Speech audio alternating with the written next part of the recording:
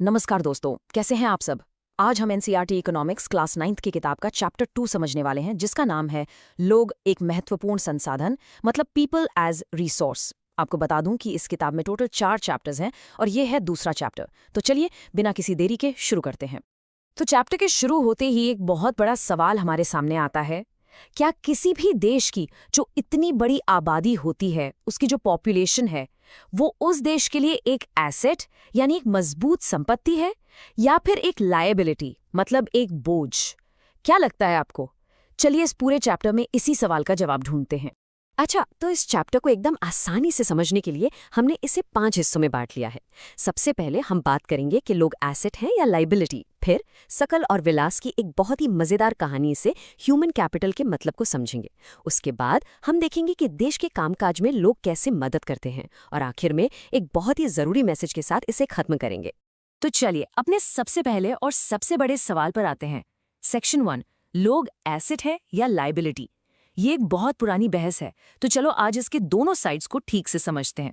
देखो बच्चों, आपकी किताब में भी यही लिखा है कि भारत में ना बहुत सालों तक बड़ी आबादी को एक बोझ ही समझा जाता था, एक लायबिलिटी।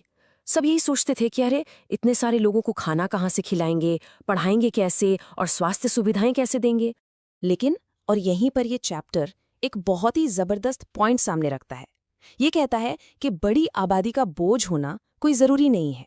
अगर सही तरीके से इन्वेस्टमेंट किया जाए तो इसी आबादी को एक प्रोडक्टिव एसेट यानी एक कमा कर देने वाली संपत्ति में बदला जा सकता है। लोग असल में एक ह्यूमन रिसोर्स हैं। अच्छा, अब आप सोच रहे होंगे कि ये इन्वेस्टमेंट कैसे होता है और ये प्रोडक्टिव एसेट बनते कैसे हैं, है ना? तो इसको समझाने के लिए आपकी किताब में एक बहुत ही बढ़िया कहानी दी गई है। चलिए अपने दूसरे सेक्शन पर चलते हैं। इस बात को एकदम क्रिस्टल क्लियर समझने के लिए फटाफट अपनी किताब का पेज नंबर 17 खोल लो। वहां आपको 2 दोस्तों की कहानी मिलेगी, सकल और विलास। मजे की बात यह है कि दोनों एक ही गांव सेमापुर में रहते थे, पर दोनों की जिंदगी में जमीन आसमान का फर्क था। तो देखो, दोनों की कहानी में क्या फर्क था। एक तरफ था सकल, जो स्कूल गया, उसने कंप्यूटर की ट्रेनिंग भी ली और उसे एक प्राइवेट कंपनी में अच्छी सैलरी वाली नौकरी मिल गई। और दूसरी तरफ था विलास। वो बेचारा कभी स्कूल ही नहीं जा पाया, उसे गठिया की बीमारी थी और वो अपनी माँ की तरह ही मछलियां बेचकर जैसे तैसे गुजारा करता था। तो अब सवाल ये है कि आखिर सकल की कामयाबी का राज क्या था? ऐसा क्या अलग हुआ उसके साथ जो विलास के साथ नहीं हो पाया, जबकि दोनों एक ही जगह पर रहते थे? जरा सोचो। और इसी क्या का जवाब है इस चैप्टर का सबसे जरूरी, सबसे इंपॉर्टेंट इकोनॉमिक कॉन्सेप्ट। सकल की पढ़ाई और उसकी सेहत पर जो इन्वेस्टमेंट हुआ ना, जो पैसा और ध्यान लगाया गया, उसी को इकोनॉमिक्स की भाषा में कहते हैं ह्यूमन कैपिटल फॉर्मेशन। इसका सीधा सा मतलब है, जब हम अपने देश के लोगों को यानी ह्यूमन रिसोर्स को और ज्यादा पढ़ा लिखा और सेहतमंद बनाते हैं, तो हम ह्यूमन कैपिटल बना रहे होते हैं। देखो बच्चों, ये इतना इंपॉर्टेंट है कि आपकी एनसीईआरटी की किताब के पेज 16 पर इसकी डेफिनेशन साफ साफ दी गई है। मैं इसे बिल्कुल वर्ड फॉर वर्ड पढ़ रही हूँ, इसको नोट कर लेना, एग्जाम्स में बहुत काम आएगी। ये कहती है, population becomes human capital when there is investment made in the form of education, training and medical care। मतलब जब आबादी पर शिक्षा, ट्रेनिंग और मेडिकल केयर के रूप में निवेश होता है, तो वो मानव पूंजी बन जाती है।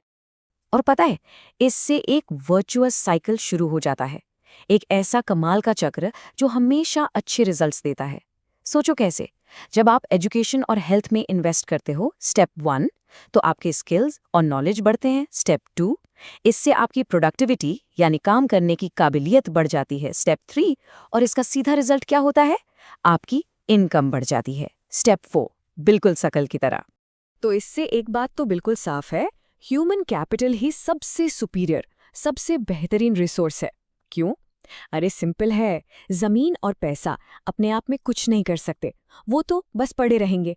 उन्हें काम में लाने के लिए एक पढ़ा लिखा स्किल्ड इंसान चाहिए।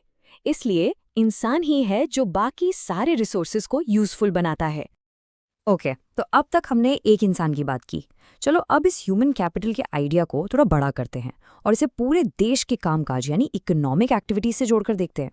आपकी किताब के पेज नंबर 19 पर देखो, देश के सारे कामों को 3 मेन सेक्टर्स में बांटा गया है।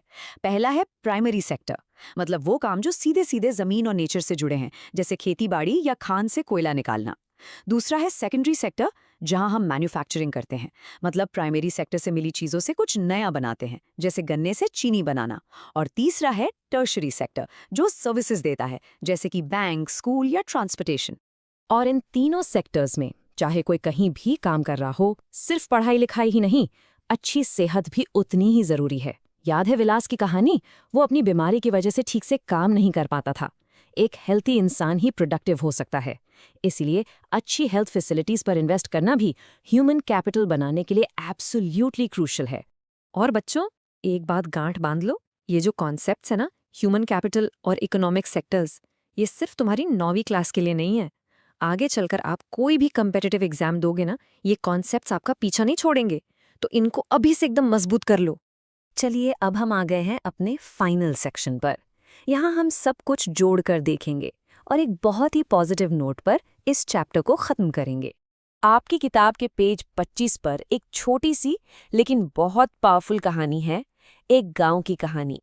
उसमें बताया गया है कि कैसे गांव के एक लड़के ने एग्रो इंजीनियरिंग की पढ़ाई की और बस उसी एक इन्वेस्टमेंट ने पूरे गांव की तस्वीर बदल दी। उसने खेती के ऐसे नए तरीके निकाले कि सबकी पैदावार बढ़ गई। और इसका असर क्या हुआ? जिस गांव में पहले कोई नौकरी ही नहीं थी, वहां अब एक टीचर भी था, एक दर्जी भी था, एक एग्रो इंजीनियर भी था और अनजाने कितने ही नए काम शुरू हो गए। देखा, यही है ह्यूमन कैपिटल की असली ताकत। ये एक अकेले इंसान को नहीं, पूरे समाज को बदल देती है। तो इस पूरे चैप्टर का सार, इसका मैसेज बहुत सिंपल है। खुद पर किया गया इन्वेस्टमेंट, यानी अपनी पढ़ाई और अपनी सेहत पर लगाया गया पैसा और वक्त, दुनिया का सबसे बड़ा इन्वेस्टमेंट है। इसलिए हमेशा पढ़ते रहिए और पढ़ते रहिए। तो आई होप आपको ये चैप्टर अच्छे से समझ आ गया होगा। अब आपकी बारी। हमें नीचे कमेंट्स में बताइए कि आप अगली बार एनसीईआरटी की कौन सी किताब और कौन सा चैप्टर समझना चाहते हैं। हमें आपके सजेशंस का इंतजार रहेगा। मिलते हैं बच्चों अगले चैप्टर।